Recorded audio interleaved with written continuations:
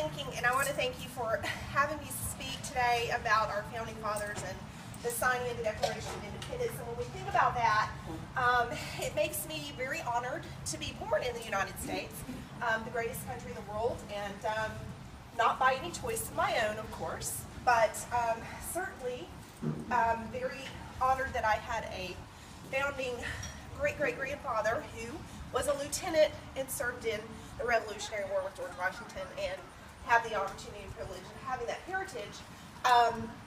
But also, when you think about the sacrifices that they made for the country that we have today, you know, it's kind of hard to be put in that place and say, you know, they made a difficult decision. It was committing treason against the king, and very hard and very difficult for them to make. And when we were in Williamsburg, Virginia on vacation several years ago, when our kids were about 7 and 9 at the time, we just happened to be there the latter part of June when the entire Redcoat Army was encamped on Williamsburg. They only do that twice a year, and we just happened to be there. So, as we're walking along Williamsburg, we had the opportunity to actually engage in conversation with them. And it was like stepping back in time, literally, because they are in complete uniforms, except they were in red, but similar. And so, and they're even smoking pipes, the really long ones, and they're just hanging out and engaging people in the discussion of, what do you think about the revolution, and how do you feel about that, and merchants, and things like that. We had the opportunity to sit on in a actual courtroom and present a case that was a real case, where we read the differences in people just kind of voting and saying, well, I feel this, and I'm afraid of this, and I'm afraid of that. We had the opportunity to do that, and so it really made me more understanding of what they were doing and what they were sacrificing, and how dangerous it was. So that was one of the most fun vacations I've ever had, just being able to be a part of, seeing them march down the road and ride their horses down the road, and they were camped out, and we could actually go in the campsites, and they were literally sleeping in these little tents and cooking food, and it was the middle of June, but it was very hot, and they were just always in their full dress uniforms.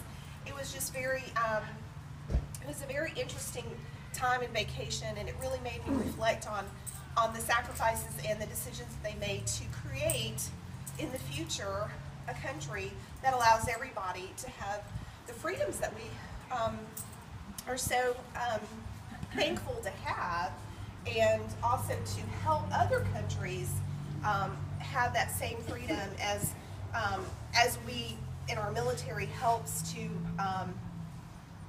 be the saviors and the helpers of the world, so to speak.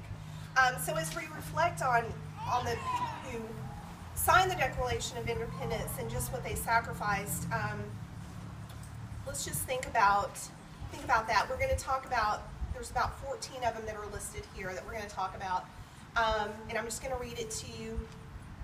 On July 4th, 1776, the Declaration of Independence was adopted.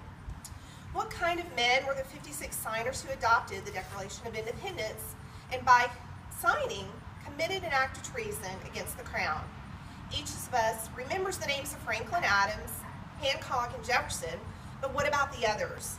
Who were they, and what happened to them? Benjamin Franklin was the only really old man. 18 others were under the age of 40, 3 were in their 20s, and almost half were judges and lawyers. 11 were merchants, 9 were landowners and farmers, and the remaining 12 were doctors, ministers, and politicians. With only a few exceptions, such as Samuel Adams of Massachusetts, these were men of substantial property. All but 2 had families. The vast majority were men of education and standing in their communities, and they had economic security that few men enjoyed in the 18th century. Each of them had more to lose from the Revolution than they had to gain by it. John Hancock was one of the richest men in America. He had the price of 500 pounds on his head. He signed an enormous letter so that His Majesty could read his signature without his glasses, and so that his reward might be doubled. Then Franklin noted, indeed, we must all hang together, otherwise we shall assuredly hang separately. Benjamin Franklin, or Fat Benjamin Harrison of Virginia, told the tiny Elbridge Gerry of Massachusetts, with me, it'll be over in a minute, but with you, you'll be dancing on air long after I'm gone. These men knew what they risked. The penalty was death by hanging, and remember, a great British fleet was at anchor in the New York harbor. These men were sober, thoughtful men. They were far from fanatics. They simply wanted equality with the mother country and taxation with representation. They were all conservatives, yet they rebelled. It was principle, not property, that brought these men to Philadelphia. Through the resolution that was formally adopted on July 4th, it was not until August the 2nd that the signers met in Philadelphia to actually put their names to the declaration. Even before the list was published, the British marked down every member of Congress suspected of putting his name to treason. All of them became objects of vicious manhunts. Some were taken, and some, like Jefferson, escaped. All of them suffered. Here's what happened to 14 of them. Francis Lewis of New York. He saw his home plundered and his estate destroyed by British soldiers. His wife was captured and brutally treated. Though she was later exchanged for 2 British soldiers, she died from the effects. William Floyd of New York. He escaped with his wife and children to Connecticut, where they lived as refugees without income for 7 years. Phillips Livingston of New York. He had all his holdings in New York confiscated and his family driven from their home, and he died in 1778.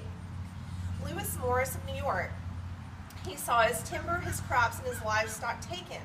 For 7 years, he was spared from his home and family. John Hart of New Jersey. He risked his life to return home to see his dying wife.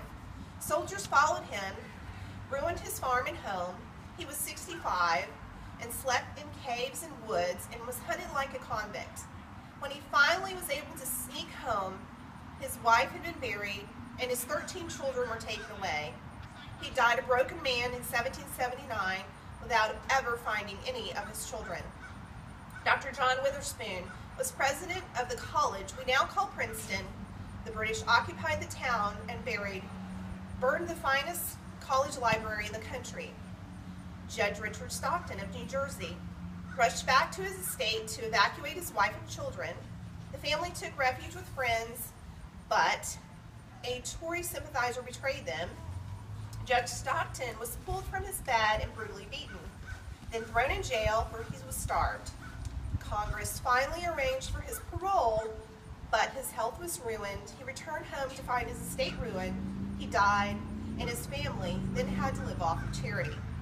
Robert Morris, merchant of Philadelphia, raised the money for the arms provisions for Washington to cross the Delaware.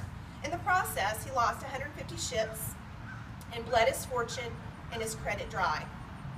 George Clymer of Pennsylvania. He escaped with his family, but all his property was destroyed by the British. John Martin of Pennsylvania. All his neighbors and relatives were supporters of the crown, so he was ostracized. He died in 1777, and his last words were, "They will live to see the day when they shall acknowledge that my signing was the most glorious service that I have ever rendered to my country." William Ellery of Rhode Island. He saw his property and home burned to the ground. Edward Rutledge, Arthur Middleton, and Thomas Hayward of South Carolina were captured by the British and taken as prisoners of war to St. Augustine, Florida. They were exchanged at the end of the war, but their estates had been destroyed. Thomas Nelson of Virginia. He had a palatial home where Lord Cornwall and his staff stayed. It was smashed by a cannonball.